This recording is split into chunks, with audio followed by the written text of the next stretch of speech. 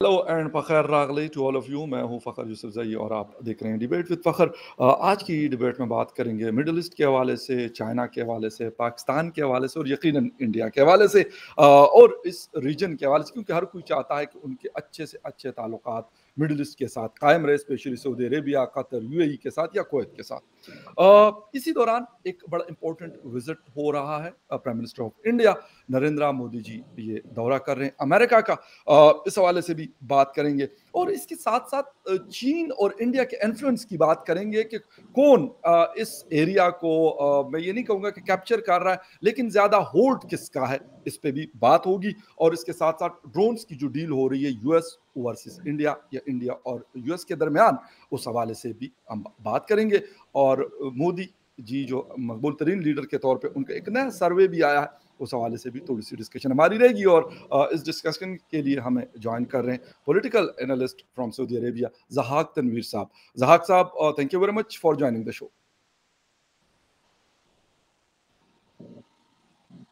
बहुत बहुत शुक्रिया फ़खर भाई साहब, आपने अपने इस बेहतरीन प्रोग्राम पे हमको इनवाइट किया है और उम्मीद करता हूँ कि आपके जो व्यूअर्स हैं इस डिस्कशन को एंजॉय करेंगे।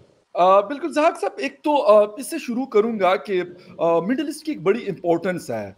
चीन भी कोशिश करता है, यकीनन एक बहुत बड़ी इकोनॉमी है, इंडिया की भी एक बहुत बड़ी इकोनॉमी है। वर्ल्ड में इन्फ्लुएंस भी हम लास्ट 10 ईयर से देख रहे हैं कि काफ़ी ज़्यादा उनका इन्फ्लुएंस बढ़ा है, न सिर्फ मिडिल ईस्ट में बल्कि बाकी दुनिया में। वेस्ट अफ्रीका की बात की जाए, यूएस की बात की जाए, या यूरोप की बात की जाए, क्या देख रहे हैं इस वक्त, आपको क्या नजर आ रहा है? और चीन भी उसी तरीके से भरपूर कोशिश में है। अभी रिसेंटली जो लास्ट वीक $10 बिलियन के जो एग्रीमेंट्स हुए एमबीएस और जो चाइना के दरमियान, यानी चाइना और सऊदी अरेबिया के दरमियान, कैसा देख रहे हैं इस सारी डेवलपमेंट को आप? देखिए, इस चीज़ को समझने के लिए हमको थोड़ा सा एक 10 साल जी। पीछे जाना पड़ेगा, 2010, 2011। तो आपको ये सारा जो कॉन्टेक्स्ट है, ये कॉन्टेक्स्ट आपको समझ में आ जाएगा कि ये जो एमबीएस या मिडिल ईस्ट का और स्पेशली सऊदी अरब का जो शिफ्ट हो रहा है, ये ग्लोबल नॉर्थ से हटते-हटते ग्लोबल साउथ की तरफ आ रहा है। ओके। तो ग्लोबल साउथ की तरफ ये जो मूव हो रहा है, तो आप एक चीज़ यहाँ पे गौर करिए कि फ्यूचर जो है, ये ग्लोबल साउथ का है। इसके अंदर इंडिया है, चाइना है और मिडल ईस्ट के ये सारे कंट्रीज़ हैं, सऊदी अरब स्पेशली। जी। तो 10 साल पहले अगर आप जाएँगे तो आपको अंदाज़ा लगेगा कि जो अरब स्प्रिंग हुआ था, अरब गुड। स्प्रिंग के बाद जो ओबामा एडमिनिस्ट्रेशन ने, हिलरी क्लिंटन ने जो डिच किया मिडल ईस्ट को, और फिर इनफैक्ट इन्होंने आर्म्स डील बंद कर दी और फिर अपराइजिंग को इन्होंने एम्पावर किया, फिर जो इस्लामिस्ट थे इनको इन्होंने एम्पावर किया और फिर इस तरह से ये एक दहशतगर्दी को जो है यानी कि खुला जो है लाइसेंस मिल गया था मिडल ईस्ट के अंदर। जी। इसके बाद सऊदी अरब को बहुत कुछ झेलना पड़ा। उसके बाद इन्होंने तय किया कि हमारी जो डिपेंडेंसी है वो ऑयल पे नहीं हो सकती, सिर्फ ऑयल पे डिपेंडेंसी नहीं हो सकती। दूसरी जबरदस्त। कि हम प्योरली अमेरिका के ऊपर डिपेंडेंट नहीं हो सकते। गुड। तो बहरहाल इन्होंने अब यहाँ से शिफ्ट करना शुरू किया। पहला इनका फोकस ये रहा कि ऑयल से इनकी डिपेंडेंसी हट जाए। तो आप देख रहे हैं कि आज सऊदी अरब के अंदर बिल्कुल। एंटरटेनमेंट इंडस्ट्री आ गई है, जनरल एंटरटेनमेंट अथॉरिटी और मूवीज और सिनेमा और ये सारी चीज़ें जो है ना सऊदी अरब के अंदर आ गई है। स्पोर्ट्स को जो है यहाँ पे बिल्कुल। बढ़ावा दिया जा रहा है और लड़कियों को ड्राइविंग लाइसेंस दे दिया गया है। अब तो लड़कियां स्पेस में तक जा रही हैं। तो एक शिफ्ट जो है शुरू हो गया है सऊदी अरब के अंदर, रिफॉर्म्स जो है सऊदी जी। अरब के अंदर आना शुरू हो गए हैं, जिसको हम वाकई में जो है अप्रिशिएट बिल्कुल। करते हैं। अब इसके साथ-साथ सऊदी अरब चाहता है कि अब उसके की पार्टनर्स जो थे, जैसे अमेरिका अमेरिका तो है, इसमें कोई ओके। डिनायबल फैक्ट नहीं है कि अमेरिका को एकदम ये क्लीन बिल्कुल बंद ठीक नहीं है, कर बिल्कुल सकता। सही। But at the same time pure dependency वो अमेरिका पे नहीं रख ओके। सकता। तो अब सऊदी अरब क्या कर रहा है कि वो की पार्टनर्स ढूँढ रहा है दुनिया ओके। में और ख स्पेशली रीजन के अंदर। अब इसको जो की पार्टनर्स मिल रहे हैं, वो है चाइना और जबरदस्त। इंडिया, दोनों। चाइना जो कि वर्ल्ड की लार्जेस्ट पॉपुलेशन यहाँ पे है और इकोनॉमी भी इनकी जो है बूम कर रही है, और इंडिया की भी इकोनॉमी जो है आज बूम कर रही है बिल्कुल। और इंडिया की इकोनॉमी भी आगे जा रही है। और स्पेशली 2014 के बाद पीएम मोदी के आने के बाद जो है इंडिया की डायनामिक्स बिल्कुल चेंज हो गई बिल्कुल है। चेंज हुई है, बिल्कुल। इंडिया का जो फॉरेन पॉलिसी है और जो लैंग्वेज है, जो बात या करने का तरीका है, बिल्कुल सही कह जो रहे हैं। एकदम असर्टिव और बिल्कुल। डोमिनेटिंग वे में जो बिल्कुल। बात कर रहे हैं, एग्जैक्टली। तो ये बहुत सारी चीजें चेंज हो रही है।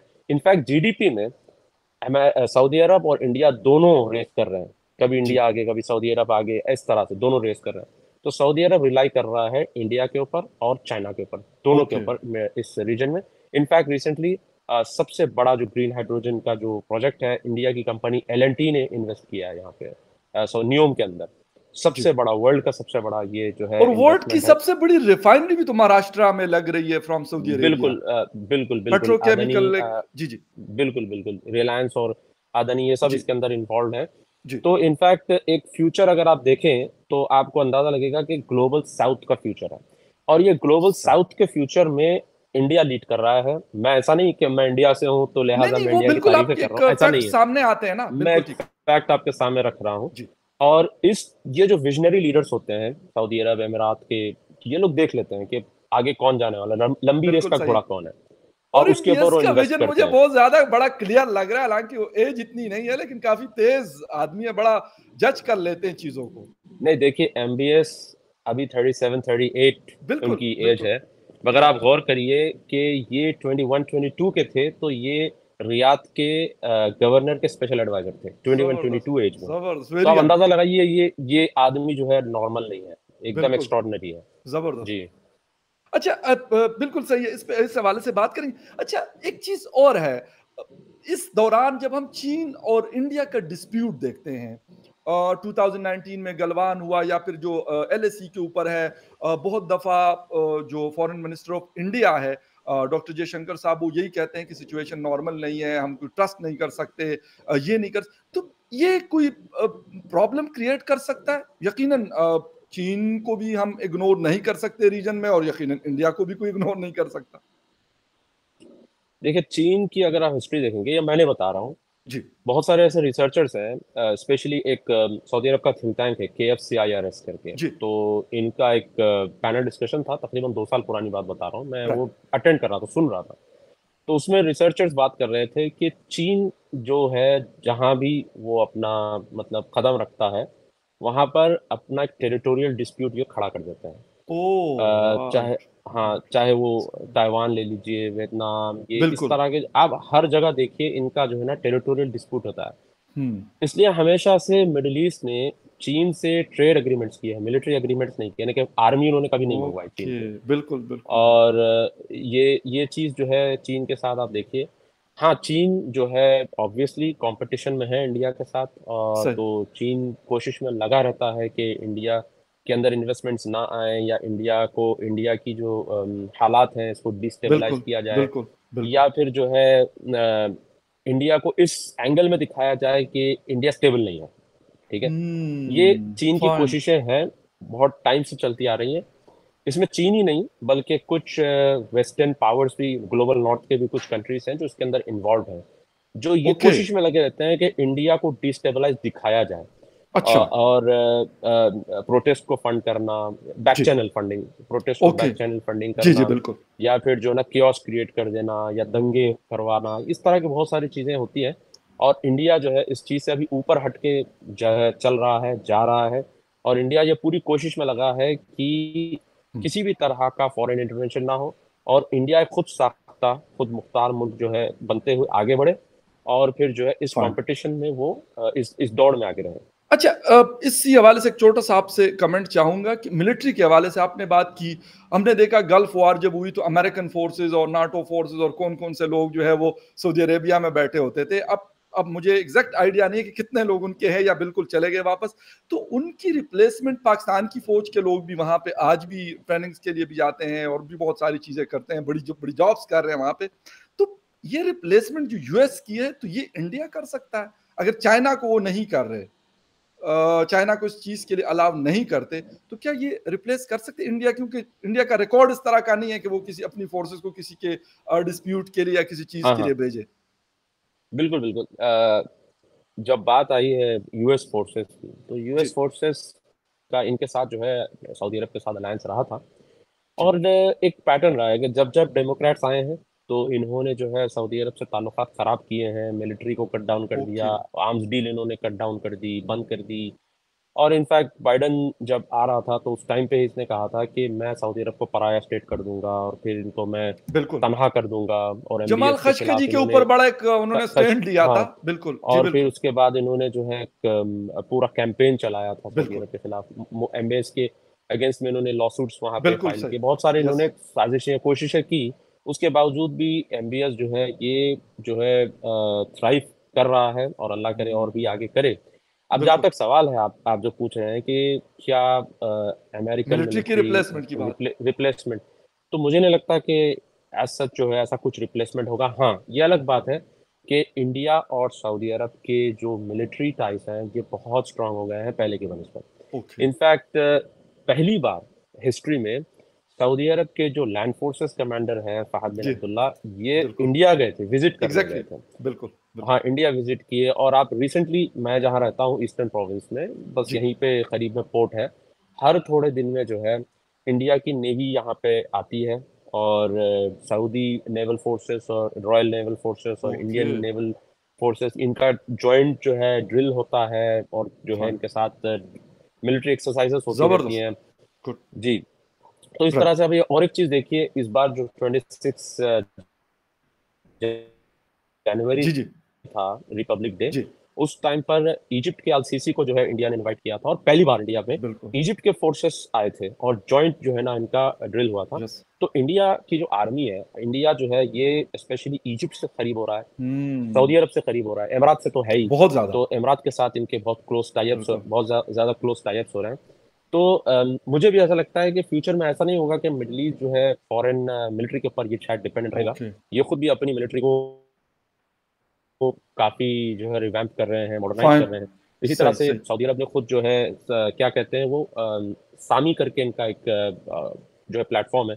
जी, ये लोग लोकलाइज्ड जो है मिलिट्री इक्विपमेंट्स को डेवलप कर रहे हैं, इनोवेट कर रहे हैं सऊदी ओके, अरब। तो ज़बरदस्त। हाँ, तो ये मेरे ख्याल से प्यू डिपेंडेंसी पहले जैसा था वैसा नहीं होगा। वो नहीं रहेगा। इनफैक्ट कोलैबोरेशन होंगे, ओके, कोलैबोरेशन डिफरेंट होंगे अलग कंट्रीज़ अलग के कंट्रीज साथ के साथ। कोलैबोरेशन हो सकती है, बिल्कुल आपने कहा कि अमेरिका को भी बिल्कुल साइडलाइन नहीं किया जा सकता, यकीनन यूरोप को भी नहीं करेंगे क्योंकि अभी रिसेंटली पेरिस का विज़िट किया है मोहम्मद बिन सलमान साहब जी ने और कैमरॉन जो प्रेसिडेंट ऑफ फ्रांस है, उनके साथ एक बड़ी अहम मुलाकातें बल्कि उनकी हुई हैं। अच्छा नरेंद्र मोदी साहब का दौरा है अमेरिका का, किसी भी हेड ऑफ द स्टेट के लिए अमेरिका जाना गो के शायद अमेरिका का वो इन्फ्लुएंस अब वो नहीं है जो आज से 10 या 15 साल पहले हुआ करता था, लेकिन फिर भी अभी तक वो सुपर पावर है। हम जो मर्जी कह दें लेकिन उनके पास वो सारी चीजें हैं जो एक सुपर बेशक पावर के पास होनी सही। चाहिए।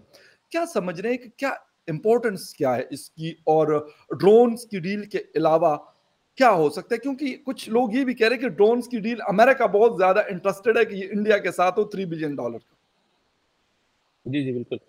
असल में ये जो रशिया यूक्रेन वॉर के बाद इंडिया ने जो एक स्ट्रॉन्ग स्टैंस लिया, जी, एक तो इंडिया जो है नॉन अलाइन जो है पॉलिसी फॉलो करता है, वो जी, वॉर में जो है कभी किसी एक साइड वो नहीं जाता। जी, ठीक है, तो इस बार वेस्ट की तरफ से काफ़ी प्रेशर भी रहा कि यूक्रेन का साथ दें, और फिर जो है बाइडेन बिल्कुल। एडमिनिस्ट्रेशन का साथ दें, जी, अमेरिका का साथ दें, यूरोप का साथ दें।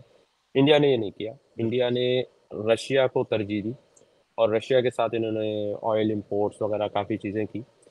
अब चाइना जो है चूँकि बहुत ज़्यादा इंटरेस्ट लेता है पाकिस्तान के अंदर, और बिल्कुल। फिर इनका बीआरए वगैरह काफ़ी चीज़ें वहाँ पे पाकिस्तान के अंदर भी चल रही हैं। तो इस हवाले से जो है अमेरिका चाहता है कि एक बैलेंस जो है इस रीजन में क्रिएट हो, क्योंकि चाइना जी, का जो इन्फ्लुएंस है इस रीजन में बहुत बढ़ता जा रहा है। तो उसको काउंटर और बैलेंस करने के लिए जो है अमेरिका बैकिंग कर रहा है, सपोर्ट चाहता है इंडिया का, और इंडिया को वो एक्सक्लूड करना नहीं चाहता, इंडिया को वो छोड़ना नहीं चाहता। इनफैक्ट पिछले महीने इंडिया के जो अजीत डोभाल साहब हैं ये, और सऊदी अरब के एमबीएस, हाँ, और यूएई के जो नेशनल बिल्कुल। सिक्योरिटी एडवाइजर हैं यस। वो, और जो है यूएस के जो नेशनल सिक्योरिटी एडवाइजर सुलिवन, ये सब जो है एक साथ इन्होंने मीटिंग की, और बहुत बड़े रेलवे प्रोजेक्ट के ऊपर इन्होंने बात जी, किया, जिसमें इंडिया का बहुत बड़ा स्टेक रहेगा। जी, अब एक चीज देखिए यहाँ पे, ये जो MQ-9B जो सी गार्डियन ड्रोन्स की बात चल रही जी, है, अभी जो 3 बिलियन जी, के जी, ड्रोन्स बेचने की बात चल रही है, इंडिया को देने की बात चल रही है, एक मानों में यानी कि अमेरिका चाहता है कि इंडिया उसके साथ ठहरे, ओके। उसके साथ रहे। अब इनफैक्ट इंडिया इस साल जो है G20 भी होस्ट कर रहा है पिछले, और इंडिया का एक और देखिए आप वो भी फिपिक होस्ट। जो है हाँ, वो भी जो है जी, सारे जो एशिया पैसिफिक जी, कंट्रीज़ बिल्कुल। हैं उसका लीडर है इंडिया। और मोदी, मैं देखिए मैं कोई बीजेपी का नहीं हूँ, ना ही मैंने नहीं, लेकिन कभी जो बंदा मतलब प्रमोट कर ज़ाहिर रहा सा हूँ मैं पार्टी छोटी को। सी आपको इंटरप्ट मैं करूँगा, एक लेकिन यकीन करें कि मैं आपको एक बात बता दूँ, पाकिस्तान में उनकी बड़ी एक सख्त मुखालिफत हुआ करती थी किसी ज़माने में नरेंद्र मोदी जी की। लेकिन आज बहुत सारे लोग उनकी तारीफ़ करते हैं, बिलीव मी कि वो एप्रिशिएट करते हैं। और ये बात मैं पहले भी करता रहा, मैंने कहा यार वो हमारे प्राइम मिनिस्टर नहीं है, वो इंडिया के, अगर इंडिया को डिलीवर कर रहे हैं और इंडिया के लोग उनको चाहते हैं, तो मैंने कहा हम पाकिस्तान में बैठ के खामखा का वो कर रहे हैं कि भाई हमें नहीं पसंद तो ना हो पसंद, उनको क्या फ़र्क पड़ता है इस चीज़ से? प्लीज़। हाँ, हाँ, देखिए मैं भी वही बता रहा हूँ कि लोग गलतफ़हमी का शिकार हो जाते हैं कि यस, भाई आप कहीं बीजेपी के तो नहीं हैं, हम बीजेपी के नहीं हैं। बीजेपी एक सही। एक पार्टी है, पॉलिटिकल पार्टी है। हम बात कर रहे हैं हुकूमत की, गवर्नमेंट की, स्टेट या की, एस्टेब्लिशमेंट की। ज़बरदस्त। तो जो मोदी साहब हैं, इनका अगर आप देखिए, बहुत सारी चीज़ों में एक आज ये वर्ल्ड के पावरफुल लीडर्स में इसलिए काउंट होते हैं। एक जी, तो इनका जो जियोपॉलिटिकल जो अप्रोच है, वो। और इंडिया चूँकि ज्योग्राफी में ग्लोबल साउथ में काफ़ी लीडिंग पोज़ीशन पर है। बिल्कुल। इस वजह से भी जो है मोदी साहब को सब अपनी तरफ करने की कोशिश हुँ, कर रहे हैं, एक। दूसरा, मोदी साहब की जो पर्सनैलिटी है, हाँ। ठीक है?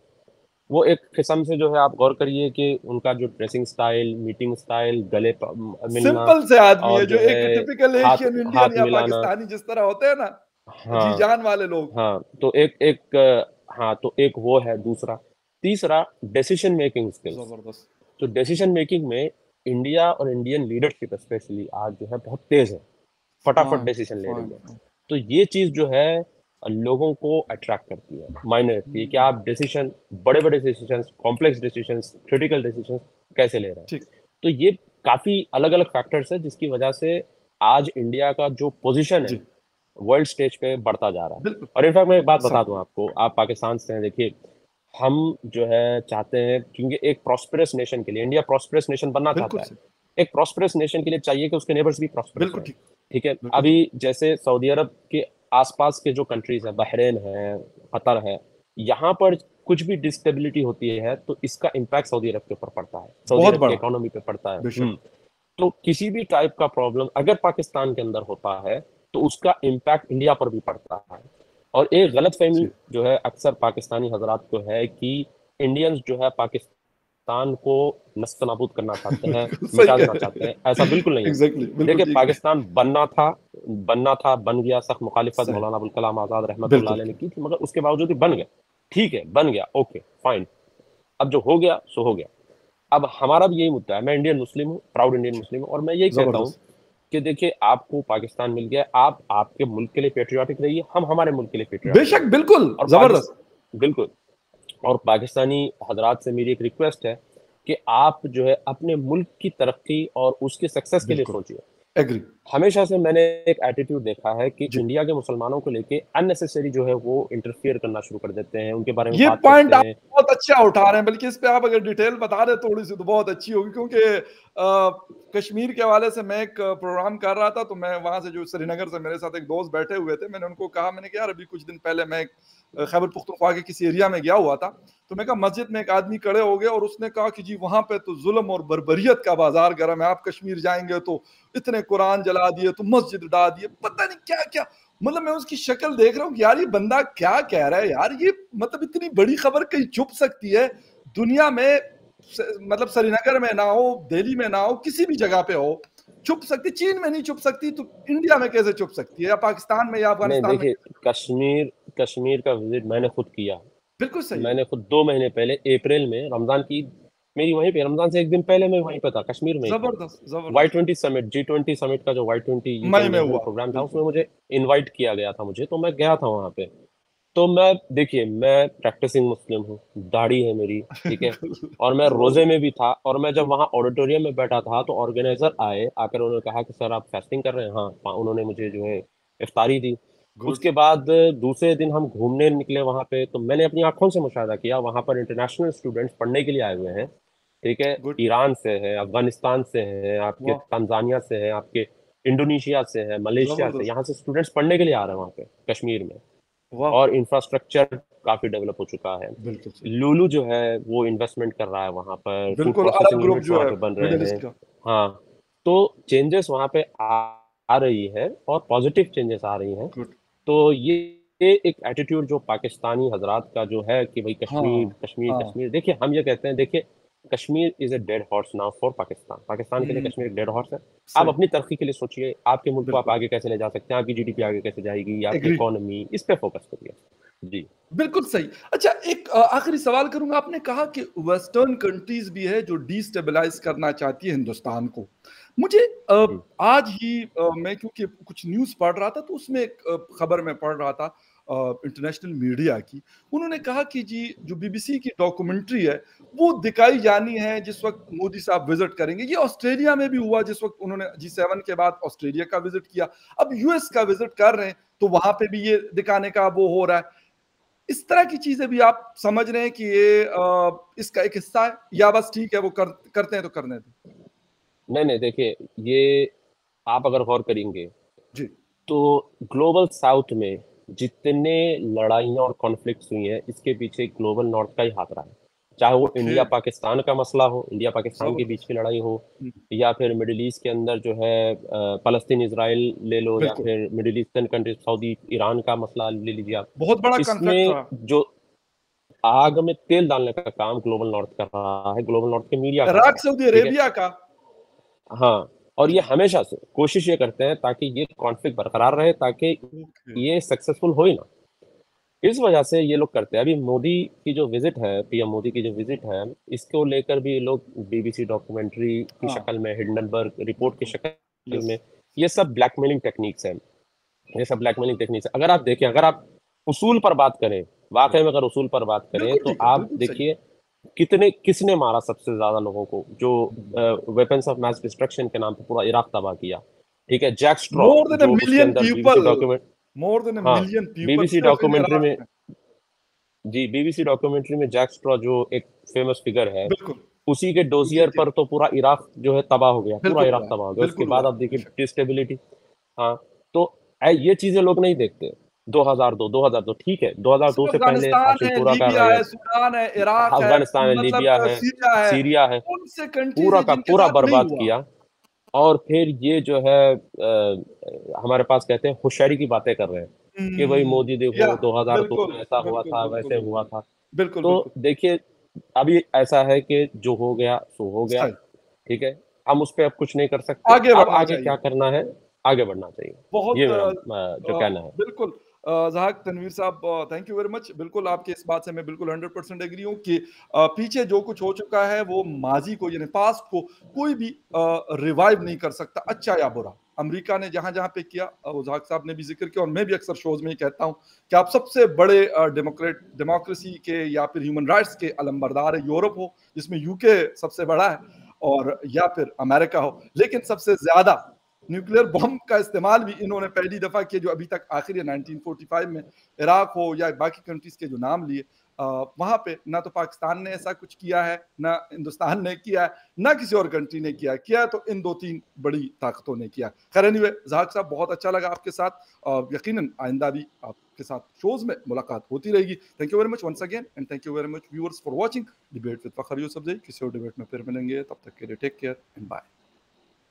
Thank you. Thank you sir. बहुत